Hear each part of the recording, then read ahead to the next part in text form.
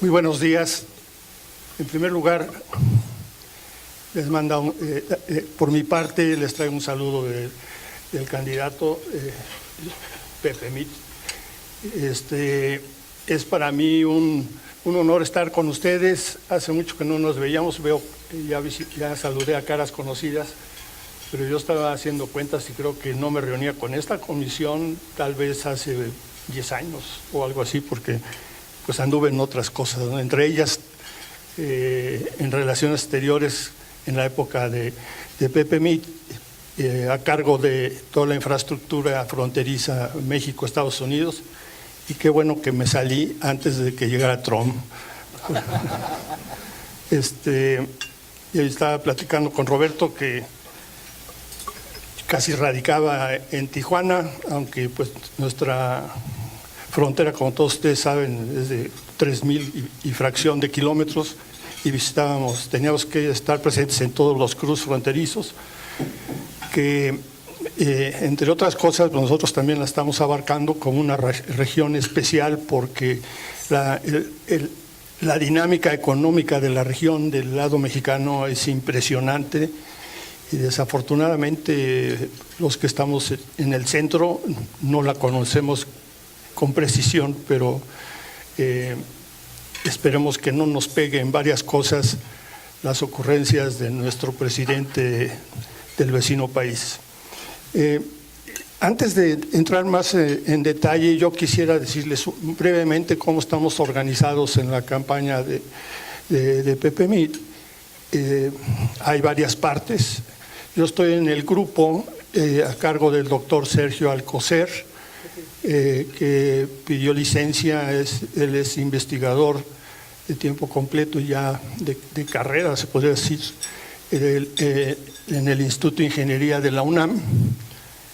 Y este grupo está a cargo de dos temas importantes. Uno es coordinación de proyectos regionales especiales, y otro tema, porque estamos seguros de que vamos a ganar, no le creemos a las encuestas porque tienen varias deficiencias. Y desde el principio que inició la campaña, también este grupo nos dieron la responsabilidad de elaborar el programa de gobierno de Pepe Mit. Entonces, todas las propuestas están siendo integradas en una temática que es alrededor de 25 grandes temas. Ahora bien, a mí tuve el honor de que me invitaran, que me hiciera cargo de 3 temas que estamos acostumbrados a verlos de manera individual, separados. Y un encargo del candidato fue que todos los temas que fuéramos a ir analizando y obteniendo propuestas del análisis, pero también de consultas con grupos, como tengo el gusto de estar con ustedes el día de hoy. Y le decía a Roberto que estamos totalmente abiertos a tener otra reunión ya más en detalle y prolongada el tiempo que así sea, para después de esta conversación, que no va a ir por el tiempo a temas muy específicos, sino más bien voy a hablar del enfoque que estamos dando, porque esos temas que ustedes ven ahí, ciudades, transporte público y vivienda, no los vemos sectorialmente, sino los vemos multidimensional. No podemos hablar de cada uno por separado, porque entre estos 3 hay una interrelación muy fuerte en algunos aspectos en común cada uno. Y además, como ustedes sabrán, ya entrando un poco más en tema, esta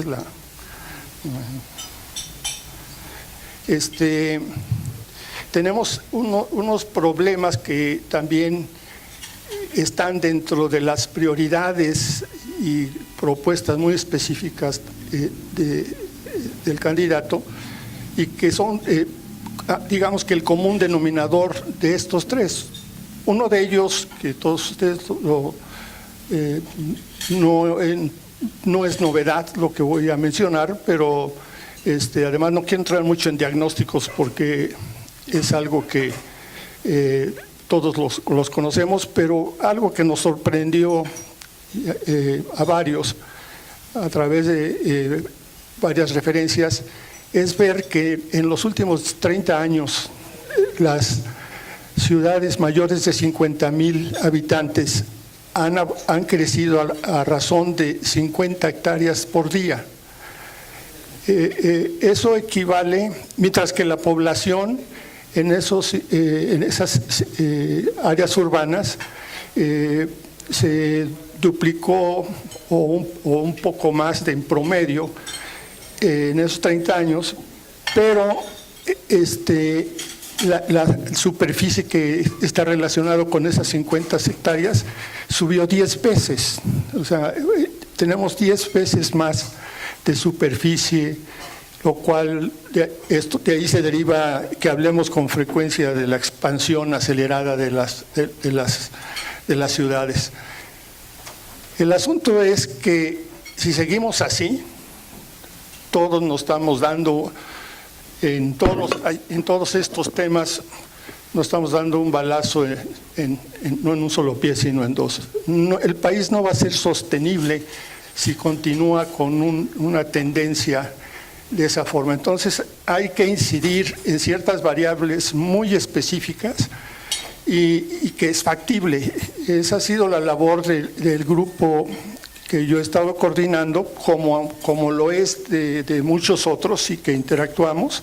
La forma de actuar de nosotros es que no en el grupo en sí hay especialistas de muchos años, sino que nos sentamos con gente como ustedes y nos hemos sentado en reuniones desde el inicio de la campaña con expertos, y ahora en la era de la comunicación también se nos facilita mucho porque nos hemos apoyado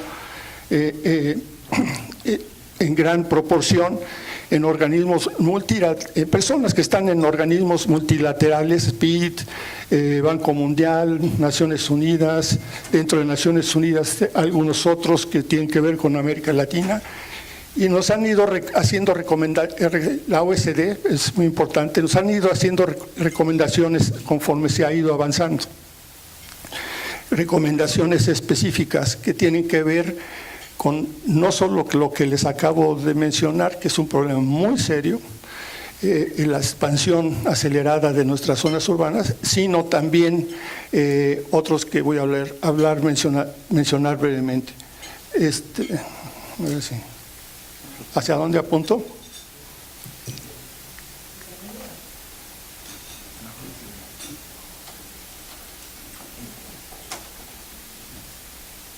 Allá. Así. Voy brevemente, voy a poner el tiempo porque si no a mí me gusta hablar de más a veces. Tres temas que así los hemos titulado: desarrollando hoy las ciudades del mañana.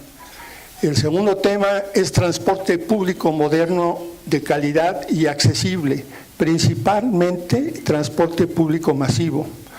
Y un tercer tema lo hemos titulado, estos títulos muchas veces se escogen para que el público en general lo capte, ¿no? Principalmente en una campaña, lo llamamos Un hogar para tu familia.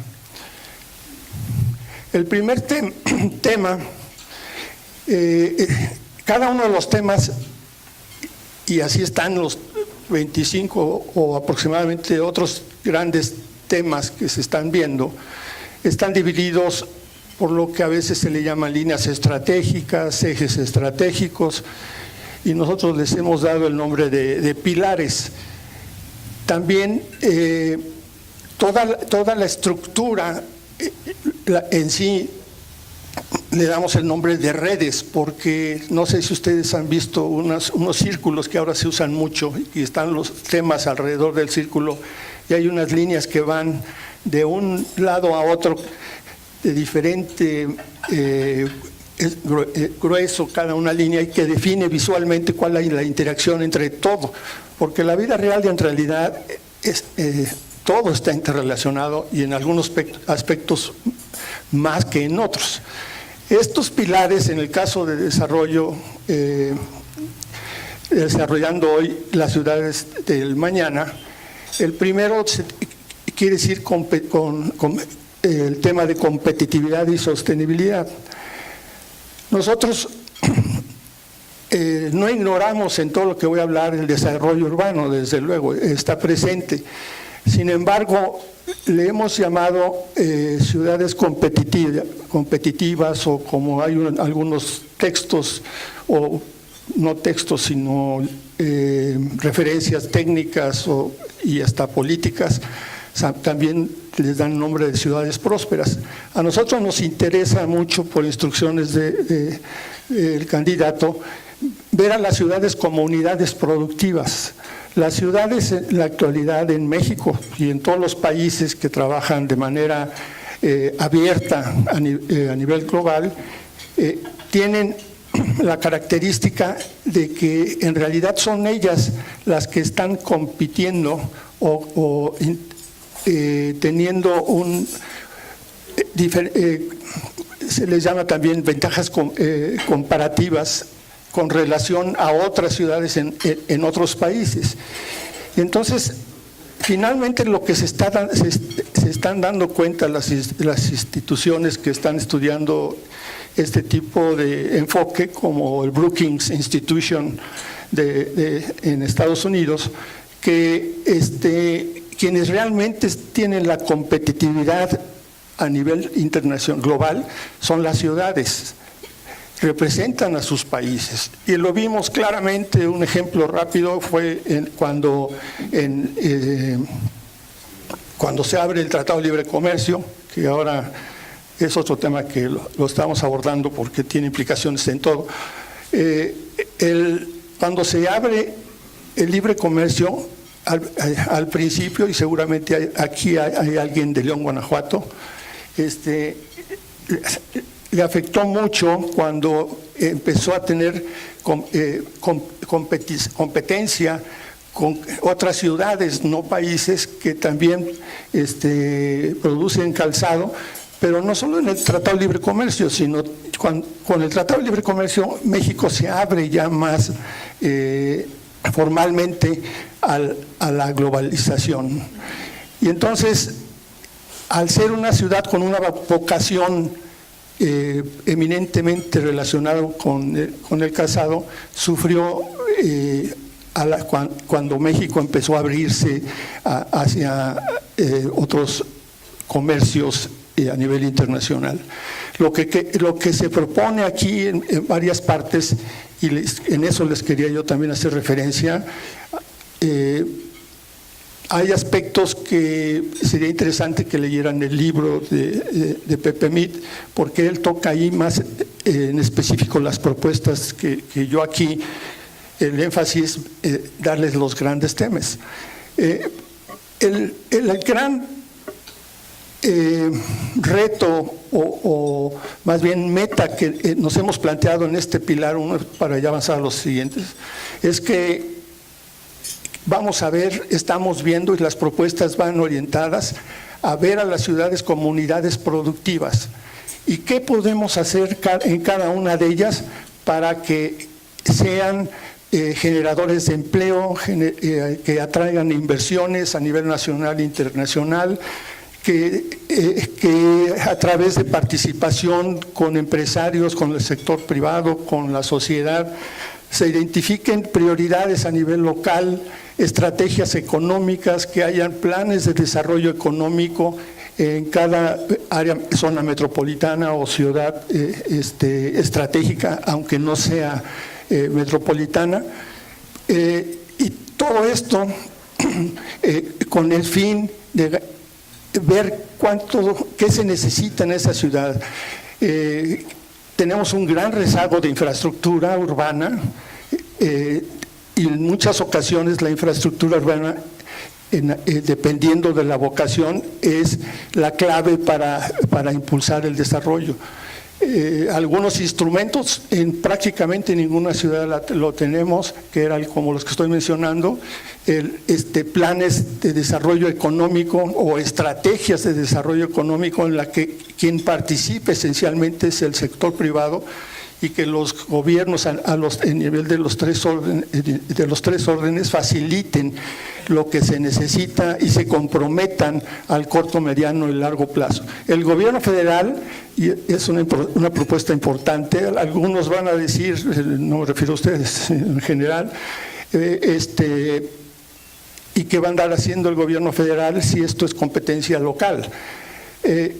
No, estamos equivocados y hemos estado equivocados, porque la Constitución establece claramente atribuciones a cada orden de gobierno, pero nos da también claramente una instrucción que vayamos de manera conjunta, o sea, que haya concordancia entre las atribuciones de los gobiernos.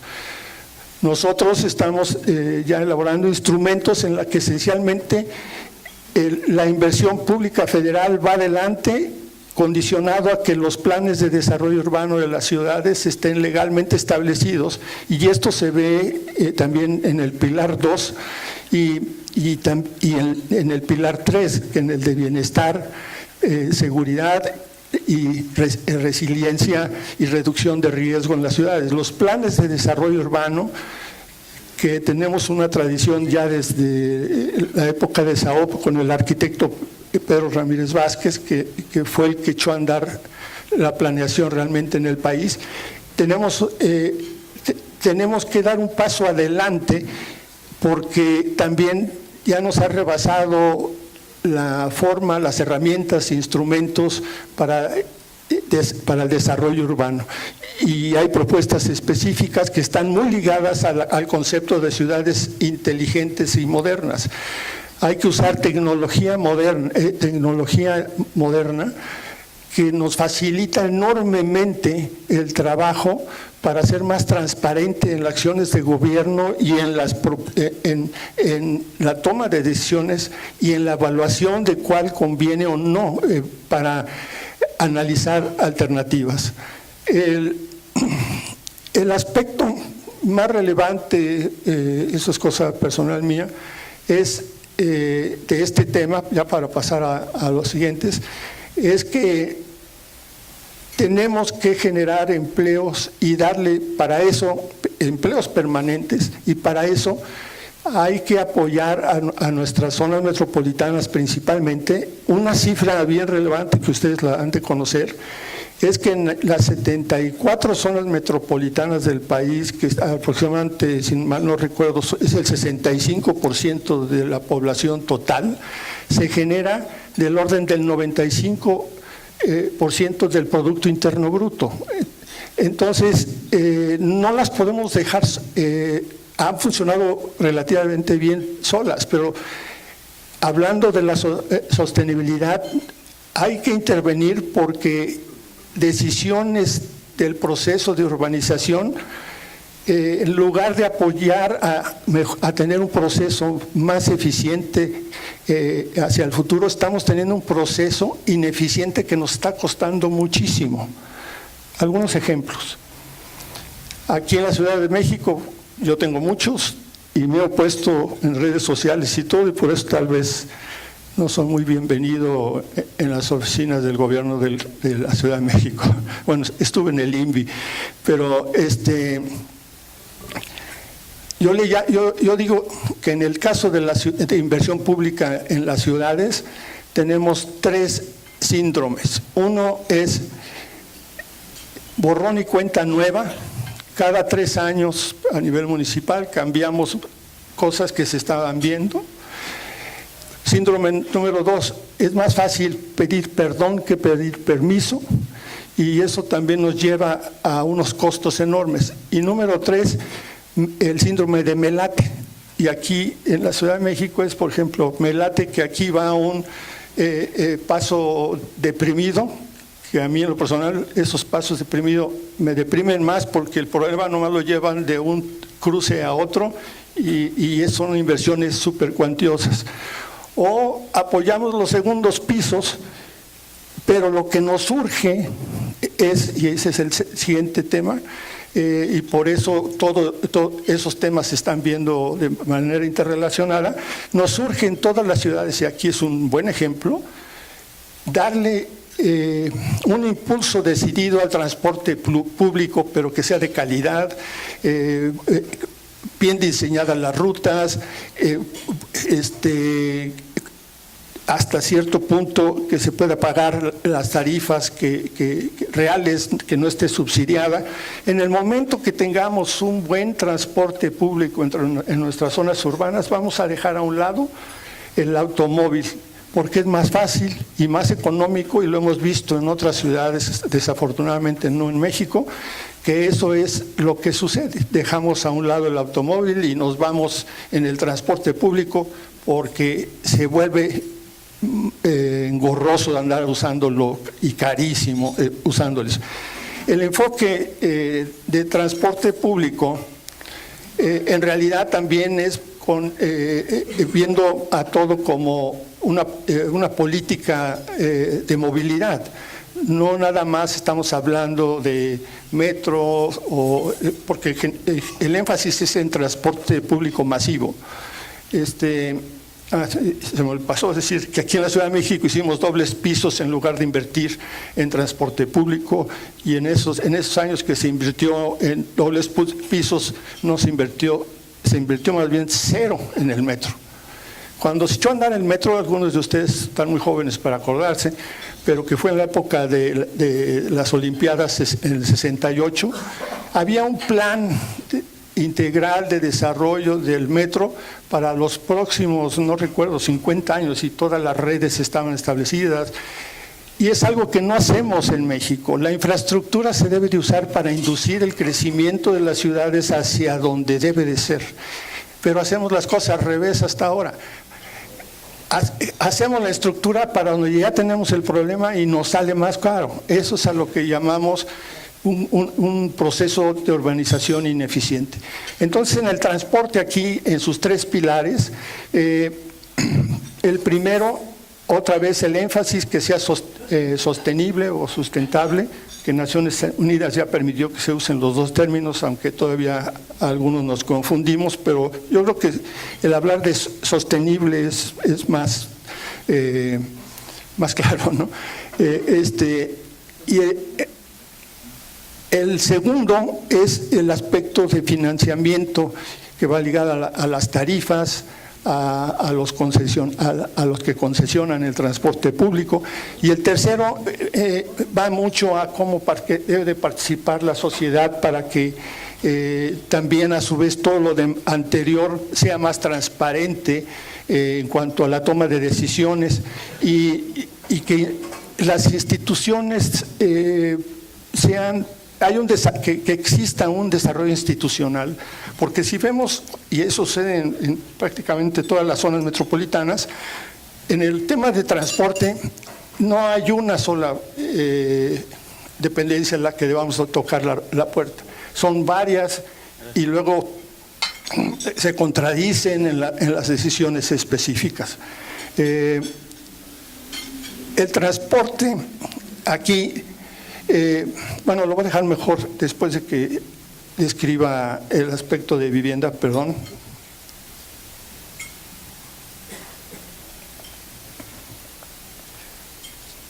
Se me acabó el tiempo. No. En el tema de vivienda, a ver, en esto me gustaría, como si estuviéramos en un salón de clases, alcen la mano quienes de ustedes se dedican al aspecto de vivienda principalmente. Es lo que me supone. Es lo que me suponía. Me lo imaginaba.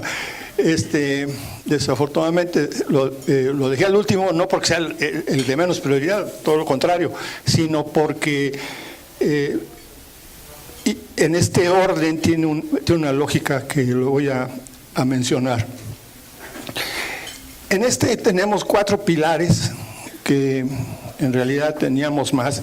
Es uno de los temas que es más extenso de lo que, si lo medimos en función de cuántas cuartillas llevamos en la elaboración del programa de gobierno, porque nos interesa muchísimo que verdaderamente exista una vivienda digna, y que para la gente que menos tiene, y además en un corto plazo, y empezarlo a hacer, resolver problemas que los tenemos bien identificados.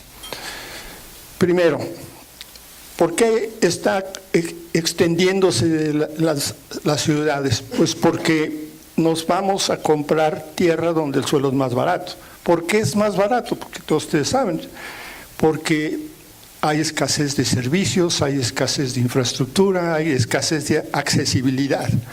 Nosotros estamos proponiendo una estrategia que va al revés. Vamos a identificar en cada ciudad, y este también es un tema que yo no lo he encontrado en la literatura, ni los otros expertos, más bien los otros expertos también coincidieron conmigo, de que muchas veces la planeación de la demanda y oferta de vivienda de este tipo la hacemos partiendo de supuestos totalmente equivocados, o dos principalmente. Uno, a ver si no me regañan de esto lo cortan. Las proyecciones de población a nivel de zonas metropolitanas no están bien hechas, las oficiales. Entonces, si las usamos para proyectar la demanda, ni a los 5 años le atinamos. Ahora, sin irme mucho a fondo, además quiero que recuerden el problema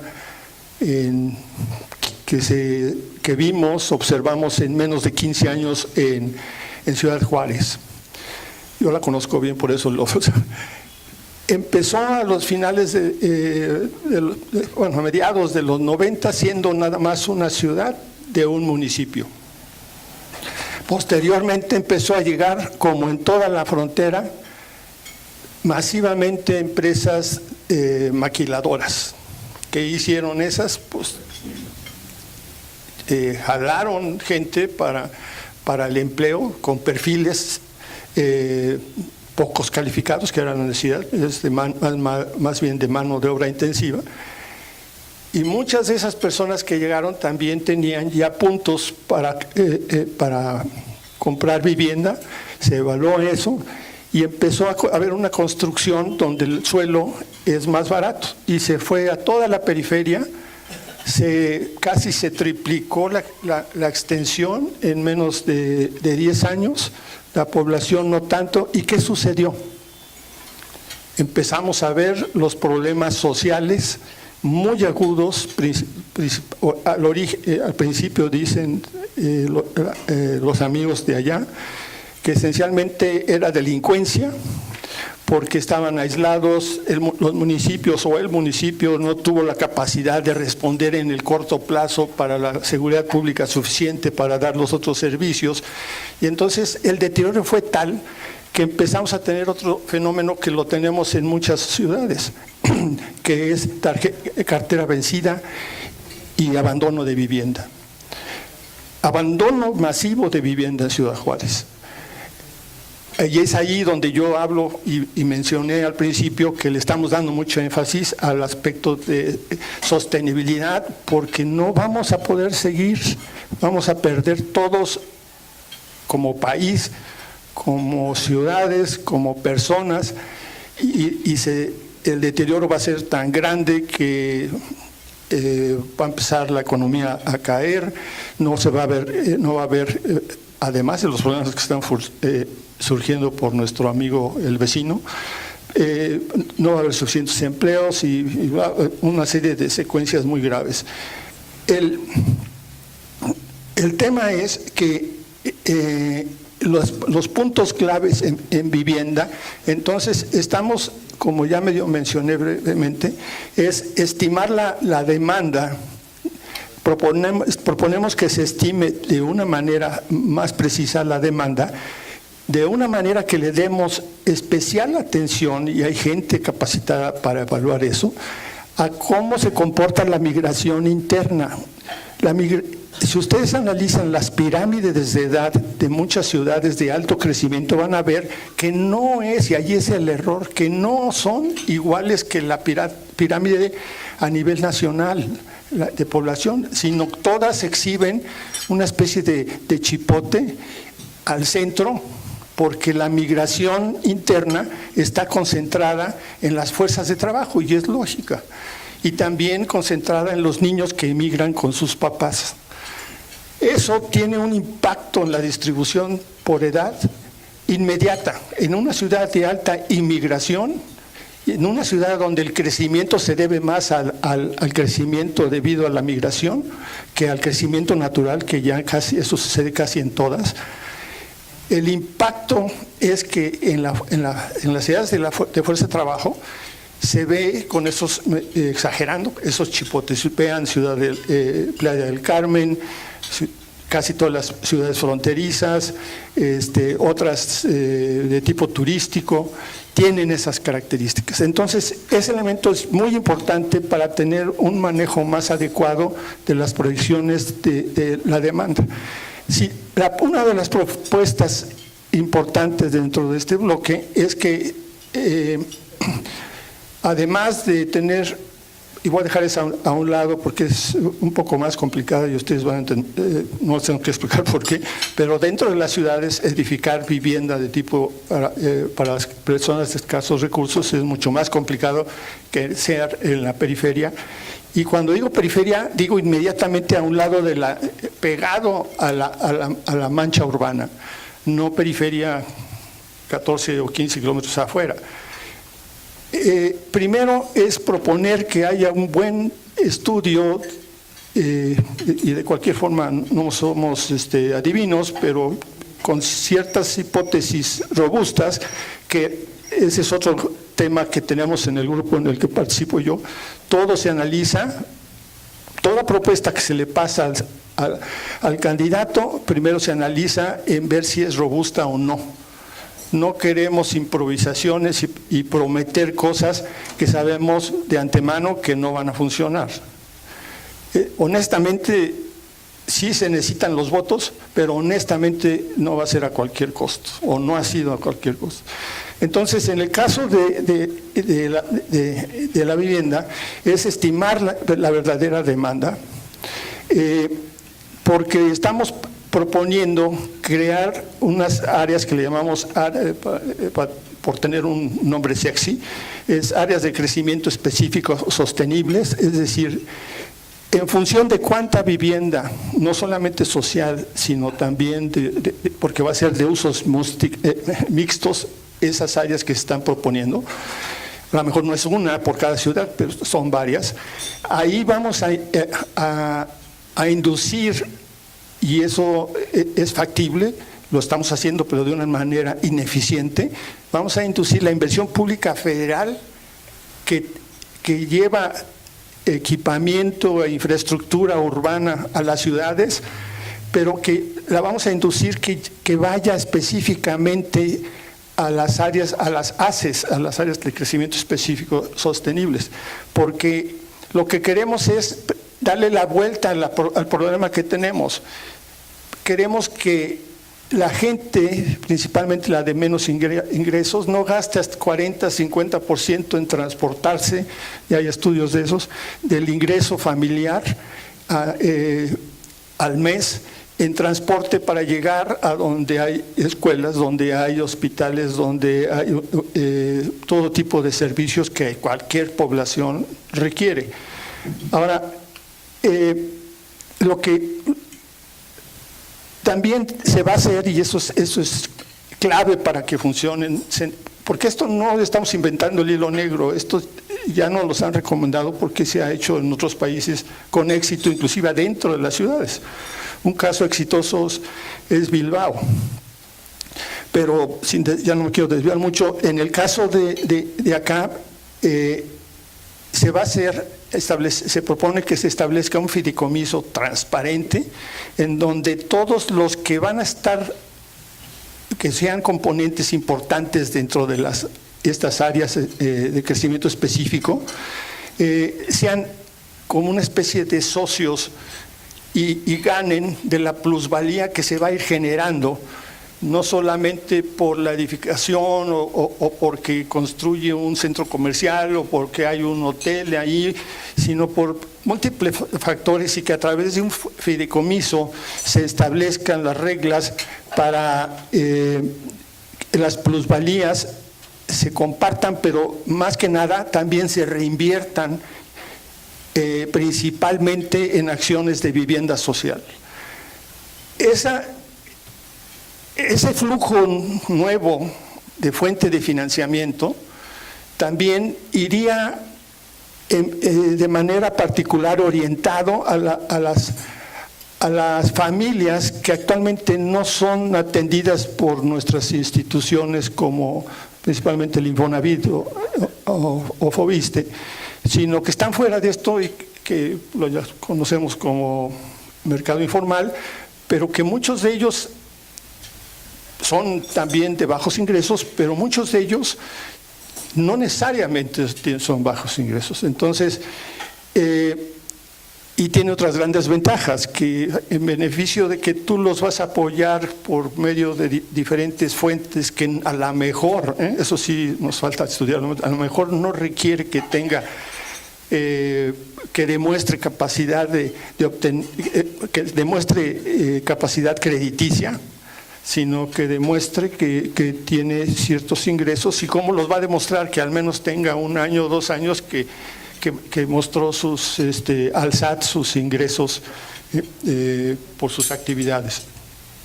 Tiene ya muchos detalles esto, pero el concepto es más o menos ese. Los demás pilares, en el pilar de construcción sustentable, mucho énfasis a introducir energías que ahorran o que también favorecen a que ya no se contribuya tanto en muchos de los casos. No estoy hablando de contribución directa, pero sí indirecta al cambio climático. La cuestión de energía es la que le pega más al cambio climático, y entonces hay compromisos que se pueden medir y entrar a unas fuentes de financiamiento también de mercado de carbono, no recuerdo cómo se llama, pero además de eso obtener calificaciones importantes para el país a través de mandar un mensaje a la comunidad internacional de que estamos dando pasos hacia el futuro de una manera más confiable desde el punto de vista ambiental, y esta es una sola dimensión, la de cambio climático.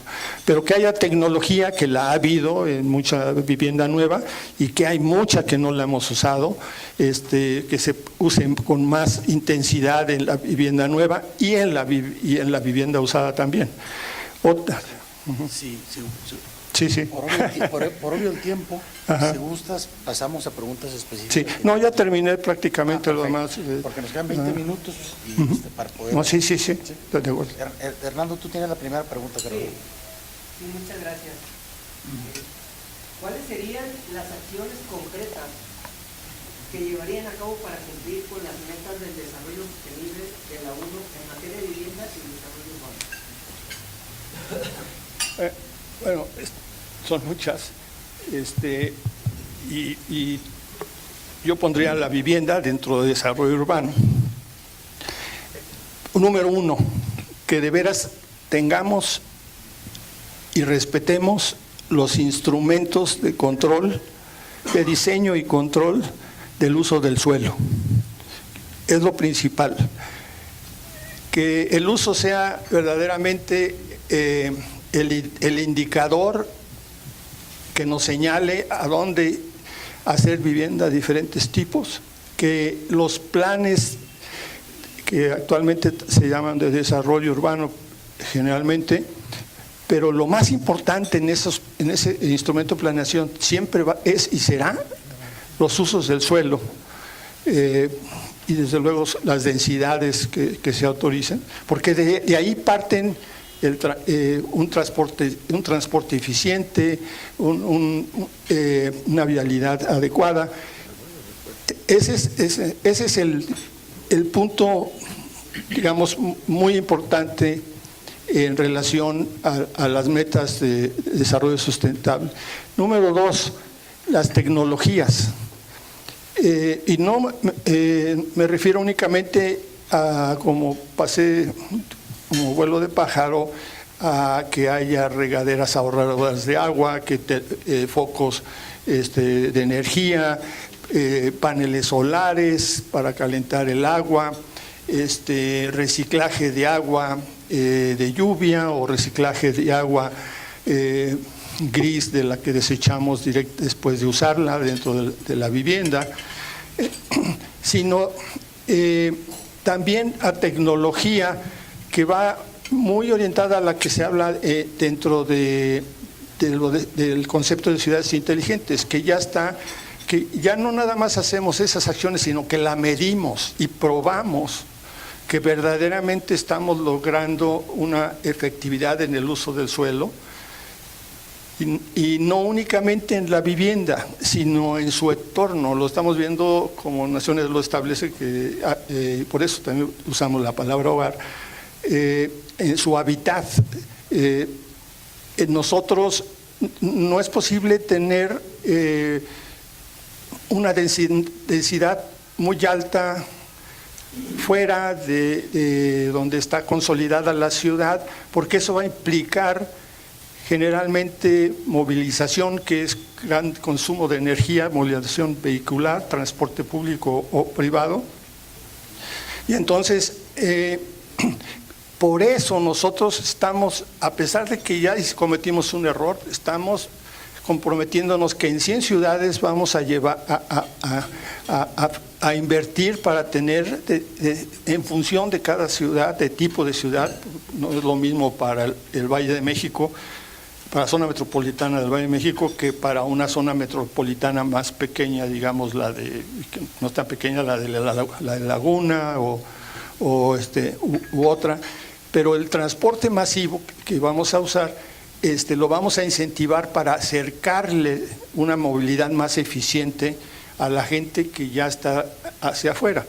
También vamos a usar el transporte público en general como medida de cumplir nuestras metas en el desarrollo sostenible dentro de la ciudad, y no solamente, y ahí entra el aspecto de movilidad, que diferentes medios de transporte y muy específicamente áreas de transferencia y lugares donde podamos dejar nuestros vehículos, porque queremos impulsar el transporte público, pero no hay donde dejemos nuestro vehículo y exista la estación de transferencia, como casi generalmente se llama, y te subas al medio que te va a llevar de A a B, aunque uses 2 medios o 3 para llegar de A a B, pero dejas tu auto. O lo dejas en tu casa, y a lo mejor, como en otros países, también usas bicicleta, pero eso está todavía más lejano el asunto. Pero ese es otro tipo de medidas específicas. Otro tema que entra en el de ciudades, que es importantísimo, es el aspecto de todo el proceso de recolección y desecho final de la basura, no solo doméstico, sino también industrial, y luego el aprovechamiento de la basura para generación de energía eléctrica, aunque ahí hay cierta controversia, porque parece ser que no, tiene que ser uno súper eficiente para que no generes contaminación en los procesos existentes que son de generación de energía eléctrica, aunque actualmente de todas maneras contaminamos, pero es que allá es otro tipo de contaminación. Más o menos, si podría seguir. Sí. Uno de los problemas más graves del país, pues, es la inseguridad. Sí, se me pasó.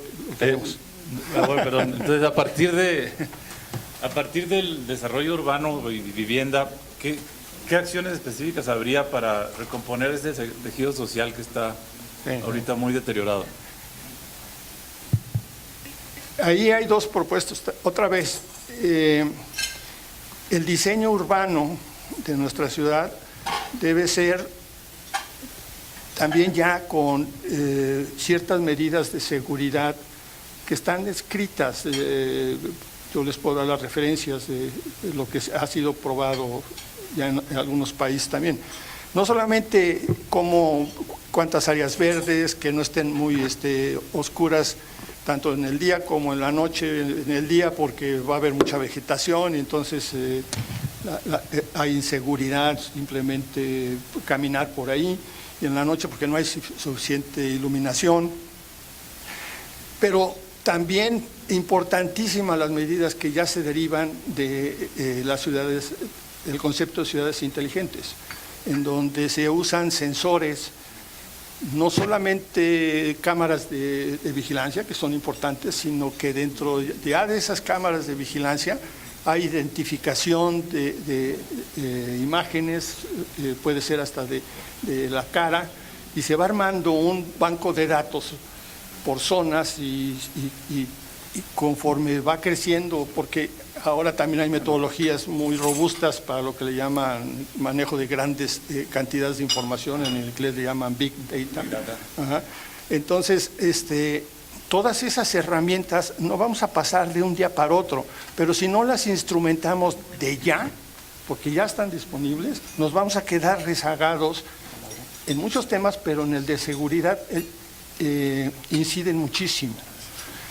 El otro gran recurso para combatir la inseguridad a nivel municipal, que corresponde esencialmente a las autoridades municipales, es darle una ojeada a las experiencias, a las buenas prácticas en América Latina, porque ahí pues, no nos alejamos tanto del aspecto cultural.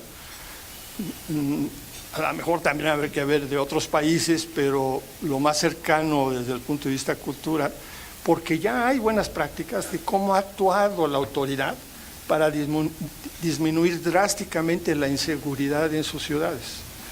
Y esas buenas prácticas, obviamente, número uno, es voluntad política del alcalde y sector, algunos elementos principales del sector de la sociedad, que conjuntamente suman esfuerzos para que se lleven a cabo ciertas políticas que disminuyen y que han incidido, que bajan considerablemente la inseguridad en las calles, en la zona urbana. Me refiero no al narcotráfico, pero sí a la inseguridad de delincuencia, ¿no? De eso también el Banco Interamericano de Desarrollo nos dio varias recomendaciones muy, muy interesantes. Existe inclusive un documento escrito con las experiencias, que aún ya hay más de las que están documentadas, pero las hay, ¿no? Entonces, de parte de la sociedad tenemos que hacer hincapié en nuestras autoridades de que, oye, ¿por qué no hacemos esto aquí? Y ahí son muy importantes, creo, si entendí bien, el establecer los consejos consultivos, evidentemente y bien representados de diferentes grupos de la sociedad, como los de ustedes, que tienen influencia, que tienen también poder en la toma de decisión ante autoridades que a veces le dan preferencia a algunas cosas y no a lo mejor lo que la sociedad realmente está demandando. No sé si contesté. Nos quedan 5 minutos. Rápido. No, todo era por escrito, si no, no nos va a dar tiempo. Si quieres ponlo por escrito, la vamos a entregar para... O les doy mi correo y me lo mandan. Rosario, por favor. Buenos días, muchas gracias. Oye, nada más es rapidísima la pregunta. Si el 57% de la población es no afiliada, y eso, cuando decimos no afiliado, matizamos el asunto, vamos a hablar de 57 informales, de adeveritas informales, quitándole la matización de los no afiliados, ¿no? ¿Qué hacer con ellos? Porque realmente no tienen acceso. ¿Qué plantean ustedes o cómo lo van a hacer? O sea, estamos hablando de un 57, motor de la economía, y de adeveras informales. Sí pagan impuestos. Sí, que eso también es un tema que siempre decimos, pero de adeveras, ¿qué vamos a hacer con ellos? Bueno, de adeveras en este mundo real a veces no existe. Bueno, pero ahí están, ¿no? Porque los matizamos como siendo no afiliados. Nosotros estimamos, pero no son estimaciones nuestras, sino basados en documentos, que son 35 millones de habitantes que caen en esta categoría, alrededor de 7 millones de familias, que la gran proporción de esta familia, de este grupo de población, vive en zonas urbanas de mayores de 50,000 habitantes, que vive en zonas marginadas, la gran proporción en las periferias, que no tienen acceso a vivienda digna, que casi todo es autoconstrucción mal hecha, o más bien sin supervisión técnica. Van avanzando, como todos nosotros sabemos, de poquito en poquito, y le meten a veces un ladrillo, a veces una botella de plástico, cosas de todo hay. Estoy poniendo todo esto porque hay perfiles característicos que nos han ayudado a tener pocas propuestas para la magnitud del problema, la magnitud también de que tenemos muchos años que no se le ha atendido, y cada sexenio se promete que se les va a atender, y lo peor es que hablan los organismos oficiales de vivienda, que la verdad no van a tener forma de hacerlo por el tipo de Entonces, número uno,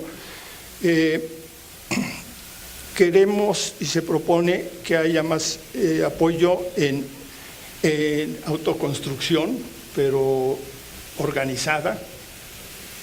De manera más específica es con asesoría que se establezca en cada ciudad a través de las organizaciones como ustedes, como la Cámara de la Construcción, en cómo edificar, inclusive conseguir financiamiento, no subsidios, pero aportación para materiales específicos, hacer una reglamentación para la autoconstrucción, que se respete los usos del suelo en función de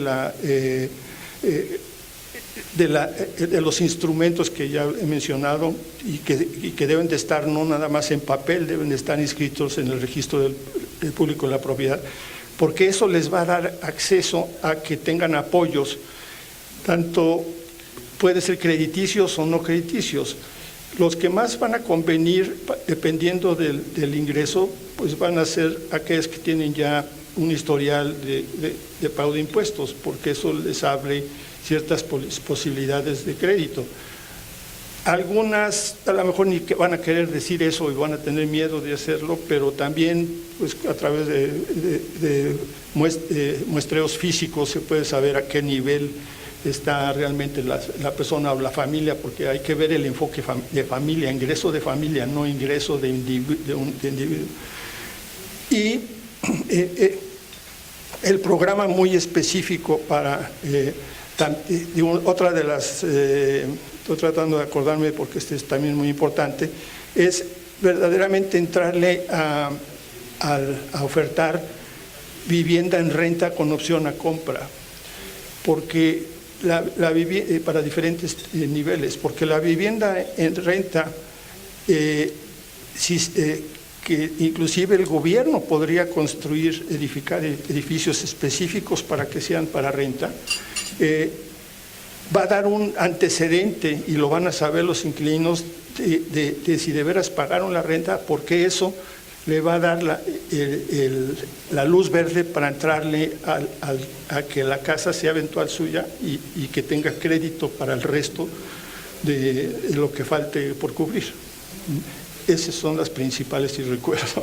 Pues muchas gracias. Sí, más detalle podemos dar, ¿eh? Por obvio del tiempo ya Sí. son las 9:27. Entiendo. Ya no vamos a poder seguir. Todas las preguntas, por favor. ¿Perdón? Perfecto. Sí, por obvio del tiempo, porque ya va a entrar el siguiente expositor ahorita. Y quedo a sus órdenes. Roberto tiene mis datos, la señorita Verónica, ¿verdad? Pero también, si gustan, lo más eficiente para nosotros, disculpen, pero por cuestiones de tiempo, si se quiere reunir un grupo de ustedes con nosotros y tener ciertas resolver ciertas dudas, o inclusive no estamos seguros de estar abarcando todo. Si ustedes tienen propuestas específicas, las ponemos, los ayudamos con, entre comillas, expertise que tenemos a la mano para mejorarlas, y muy seguramente aparecerán en el programa de gobierno. En el remoto caso, y no se vayan a poner cara de sorprendidos, pero en el remoto caso de que no ganemos, ese programa de gobierno se va a publicar y ustedes van a ver el nivel del que llegamos, y ahí estarían sus propuestas, ¿no? Javier, nada más reiterarte también que nosotros como organismo empresarial seguimos en el ofrecimiento de participar con ustedes en la planeación de